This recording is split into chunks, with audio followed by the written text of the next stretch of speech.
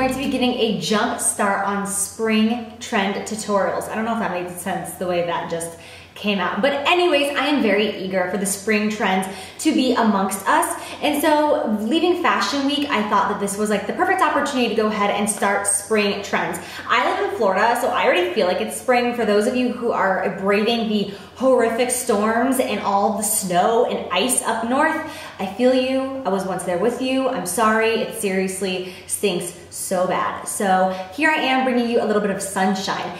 I have been wearing this eye look for 9 years of my life, which is a pretty big deal to continuously wear the same eye look for 9 years and still like it and still not get sick of it. Not to mention I have done this look on tons of my clients in the past, and it really does look good on all skin tones. And even if you are very fair, a lot of people who are super fair and burn easy feel like they can't wear copper. You totally can, and especially those with blue and green eyes. This is gonna make your eyes so bright, and those with brown eyes, it is gonna really bring out the honey in your eyes. So it's beautiful on everybody. I hope you guys enjoy. This spring, a huge trend is copper eyes. Oranges, yellows, coppers, warm browns, which I love because you usually think of autumn and fall for that type of trend, but this year it's spring. And you guys know me, that is like literally right up my alley. I am so super excited. So I thought that I would go ahead and share this with you. It's a very fresh face, super easy, not even wearing any eyeliner today, which is crazy for me, right? So I hope that you guys enjoyed this video. I hope that you do it yourself at home. If you do,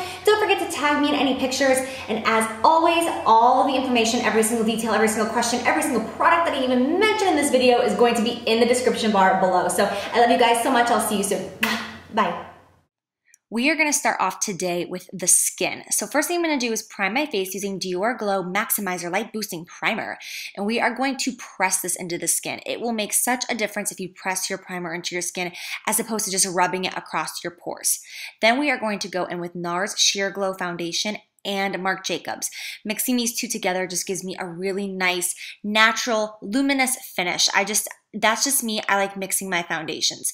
And I am using a Sigma F80 brush to apply this foundation as always. And then I'm going to go in with Tarte Amazonian Clay Concealer, which I don't think I've ever even used on camera before, but I actually really like the finish of this. And I'm using it just to lightly highlight some areas of my faces where needed. So around the lips, Cupid's bow, chin, nostrils, where you just get hormonally red.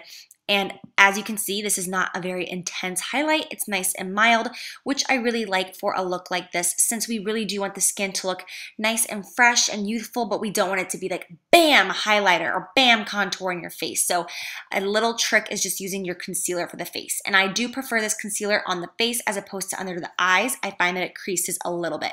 So under the eye, I am going to use MAC Pro Longwear Concealer. This one is in shade NW20, which is a pinky beige undertone.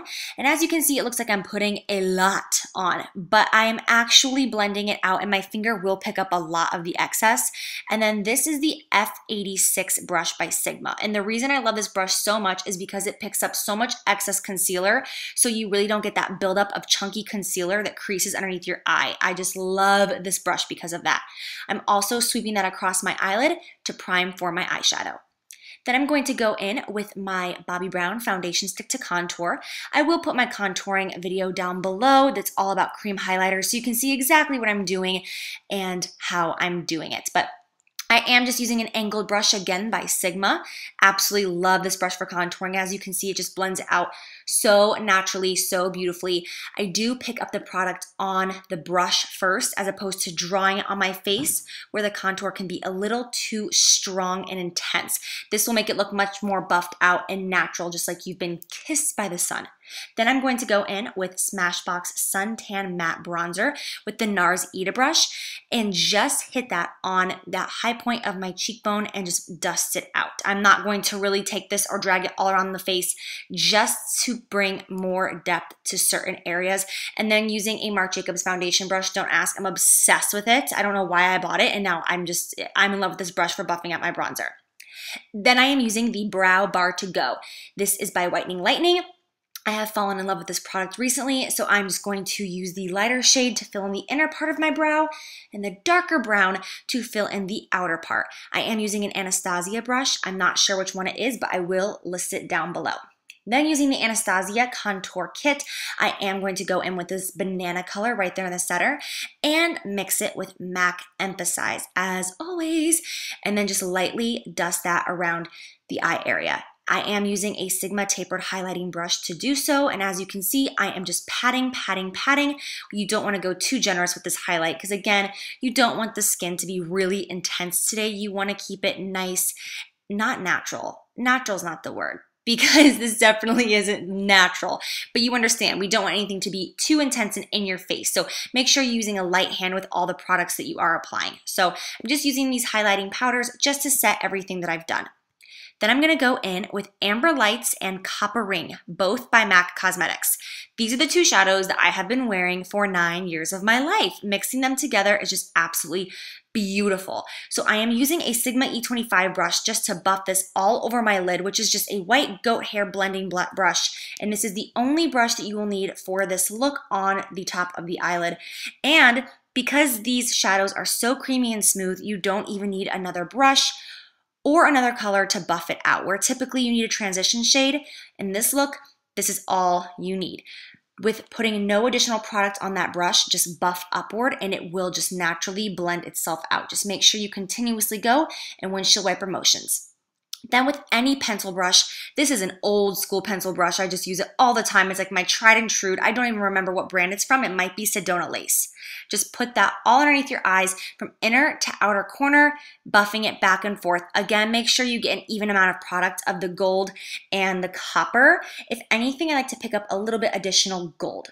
Then with no additional product on a blending brush, I just go back and forth just to buff that out even more and give it a really blown out feel. Then I'm using Giorgio Armani Eyes to Kill mascara, which, oh my gosh, I'm falling in love with. This is a sample size, and I do not want to spend that kind of money on a mascara, but I'm pretty sure I'm going to have to. Then I'm using MAC Spring Sheen Blush, which is absolutely gorgeous. It's the perfect peach with a little bit of pink, and I'm just going to dust that on the apple of my cheeks, working backward, blending it into that bronzer toward the temple area, making big buffing circular motions to again add to that sun-kissed glow look. Then I go in with the same brush that I used to highlight and I just kind of go over that blush area, and that's what gives you the really blown out airbrush look on the cheeks. Then I'm using the Becca highlighter in the shade Opal, which I am falling in love with. This is such a great dupe from MAC Whisper of Guilt, which is only comes out like once a year in a collection and everybody loves it, and it's such a beautiful highlighter, but this one is so close in comparison. I absolutely love it. So using a Sigma tapered highlighter brush again, I'm just going to touch on the high points of my base. Moving on. I am then just going to coat my bottom lashes and any mascara you want just to finish off that eye look. Now, it is totally optional, but I'm just going to pop on a pair of false lashes. With a look like this, false lashes can be really, really pretty, and you don't need any eyeliner as long as you get it close enough to your lash line. These are Esquito lashes. I'm not sure which style, but I will list that in the description bar with a link to it. And then using the Maybelline gel liner, this is totally optional. I just wanted to show you an easy tip just to push it up on that top waterline. This will make your lashes look thicker, fuller, and blend your natural ones with your fake ones. It's also a great tip just to make your lashes look fuller even if you're not wearing falsies. Then using the Tarte Amazonian Butter Lipstick in Golden Pink, I'm going to also mix that with the YSL Rouge Volupte number 15, using patting motions to get my favorite lip color for spring. Absolutely love. Then setting everything with Urban Decay Chill Makeup Setting Spray. I'm going to take a shower in it just so that everything is set, and then you're all done. So I hope you enjoy this fresh face spring tutorial. I love you guys, and I'll see you soon. Mwah.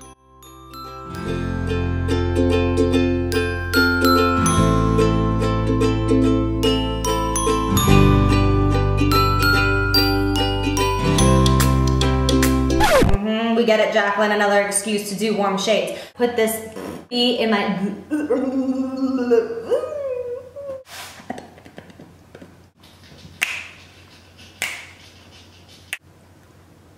Some credit, sorry, I'm picking my nose, but I have a really bad itch. These nails come in handy. Anyways, moving on.